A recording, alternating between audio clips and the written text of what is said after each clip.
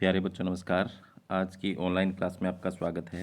प्यारे बच्चों, आज हम कक्षा 8 विषय सामाजिक विज्ञान पुस्तक सामाजिक एवं राजनीतिक जीवन 3 अध्याय 5 न्यायपालिका वर्कबुक यानी कार्य पुस्तिका के प्रश्न हल करेंगे। तो जो बच्चे चैनल पर नए हैं या जिन बच्चों ने अभी तक चैनल को सब्सक्राइब नहीं किया, सब्सक्राइब कर लें और अपने साथियों को शेयर जरूर कर दें। तो शुरू करते हैं आज की क्लास। तो प्यारे बच्चों, आप अपनी स्क्रीन पर देख सकते हैं नीचे कुछ महत्वपूर्ण इमारतों के चित्र दिए गए हैं। इन्हें पहचान कर बताओ कि ये क्या हैं। तो प्यारे बच्चों, पहला जो चित्र आपको दिखाई दे रहा है ये भारत का सर्वोच्च न्यायालय है, जो कहाँ पर है? दिल्ली के अंदर है। तो इसे सुप्रीम कोर्ट भी कहा जाता है। इसके बाद में जो दूसरा जो चित्र है ये हरियाणा हाई कोर्ट है या हरियाणा का उच्च न्यायालय है। कौन सा न्यायालय है? हरियाणा उच्च न्यायालय है। ठीक है। तो इसके बाद में है नीचे कुछ विवादों को संक्षिप्त में ब्यौरा दिया गया है। बताओ कि कौन से विवाद दो नागरिकों के बीच है, कौन से नागरिक व सरकार के बीच है, कौन से दो राज्य सरकारों के बीच है और कौन से केंद्र व राज्य सरकार के बीच है। सुधीर अपने पड़ोसी की 200 वर्ग फीट जमीन पर कब्जा कर लेता है। तो प्यारे बच्चों, सुधीर का अपने पड़ोसी से विवाद है, तो क्या हो गया? दो नागरिकों के बीच हो गया। इसके बाद में हाईवे रोड बनने के कारण रोड के किनारे पाई जाने वाली दुकानों को तोड़ा जा रहा है। तो दुकानें किसकी होती हैं? नागरिकों की। और हाईवे कौन बनाता है? सरकार। तो नागरिकों व सरकार के बीच। आगे है दो राज्यों के बीच नदी के बंटवारे पानी के बंटवारे पर विवाद हो जाता है। तो जैसे पंजाब और हरियाणा में SYL के मुद्दे पर विवाद चल रहा है, तो वो क्या है? दो राज्य सरकारों के बीच। आगे है एक सरकारी कार्यकर्ता को अपनी पेंशन नहीं मिलने पर वह राज्य सरकार पर मुकदमा करता है। तो सरकारी कार्यकर्ता यानी नागरिक और राज्य सरकार के बीच विवाद हो गया। इसके बाद में आगे चलते हैं नेक्स्ट। एक बांध बनाने के कारण लोगों को अपने घर और खेती की ज़मीन खो देते, लोग अपने खेती की ज़मीन और घर खो देते हैं। तो वो भी क्या है? नागरिकों व सरकार के बीच है। सरकार कॉलेज विद्यार्थियों के समूह को प्रशासन के विरुद्ध एक शांतिपूर्ण जुलूस निकालने नहीं देती। तो ये किसके बीच हो गया? नागरिकों व सरकार के बीच, यानी कॉलेज के विद्यार्थी जो है वो नागरिक तो हैं। आगे है एक सरकारी कार्यकर्ता को बिना कारण अपनी नौकरी से निकाल दिया जाता है। तो ये भी क्या है? नागरिक व सरकार के बीच, यानी सरकारी कर्मचारी वो भी तो एक नागरिक है। बच्चों की स्कूली शिक्षा के खर्च पर एक राज्य और केंद्र सरकार के बीच विवाद। तो ये क्या है? राज्य सरकार व केंद्र सरकार के बीच है।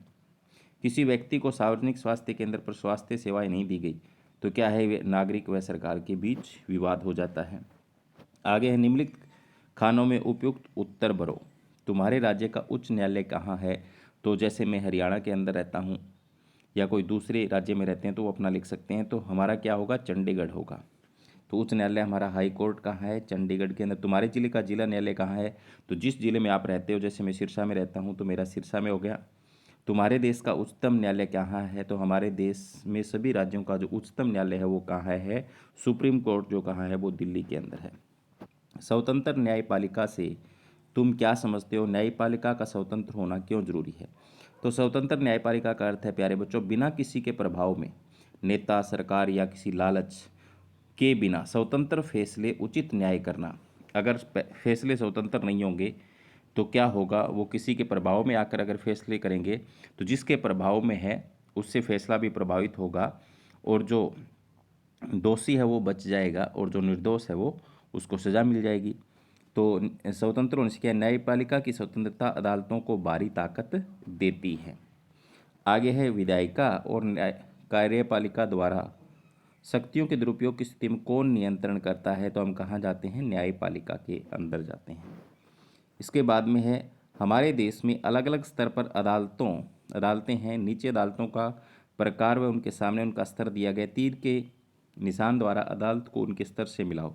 तो उच्चतम न्यायालय जो होता है वो राष्ट्रीय स्तर का होता है। उच्च न्यायालय होता है राज्य सरकार का होता है। जिला न्यायालय जिला स्तर का होता है। ठीक है, तीन प्रकार के होते हैं। जिला न्यायालय को सेशन कोर्ट कहा जाता है, उच्च न्यायालय को हाई कोर्ट कहा जाता है, उच्चतम न्यायालय को सुप्रीम कोर्ट कहा जाता है। नीचे कुछ वाक्य न्यायिक प्रक्रिया व न्यायालयों के संबंध में दिए गए हैं। जो वाक्य सही है उन पर सही का निशान, जो वाक्य गलत उस पर गलत का निशान।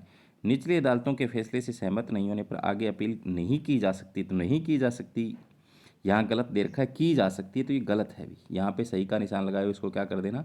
गलत कर देना। ठीक है। आगे है, उच्च न्यायालय के फैसले के बाद उच्चतम न्यायालय में अपील की जा सकती है। तो बिल्कुल की जा सकती है, अगर आपको सही नहीं लगता है तो।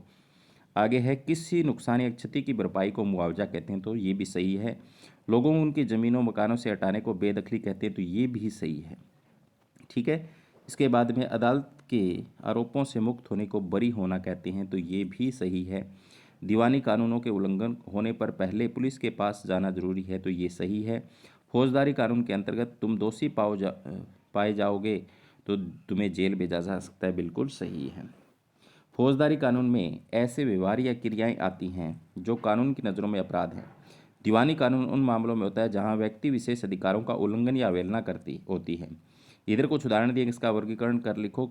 ये मामले दीवानी कानून से संबंधित हैं या फौजदारी कानून। हत्या, जमीन पर कब्जा, डकैती, पत्नी को मारना, मकान पर कब्जा, उधार नहीं चुकाना, परीक्षा में नकल करना, बिना टिकट यात्रा करना, खाने में मिलावट, बाजार में खरीदी वस्तु में त्रुटि होना, दहेज, छेड़छाड़, आर्थिक धोखाधड़ी, तलाक, अपहरण, बाल विवाह, रिश्वत लेना है, ज्ञान देना, दुर्घटना करना। तो यहाँ पर इनको अलग अलग करना है। जैसे मैंने कुछ एक को किया है, चोरी, दहेज के लिए औरतों को तंग करना, हत्या, डकैती इसमें आ जाएंगे, ज़मीन की बिक्री खरीदारी इसमें आ जाएंगे, चीज़ों की खरीदारी भी इसमें आ जाएगा, किराया, तलाक इसमें आ जाएंगे। ठीक है। तो ये थी प्यारे बच्चों आज की क्लास। उम्मीद करता हूँ कि आपको समझ में आई होगी। धन्यवाद।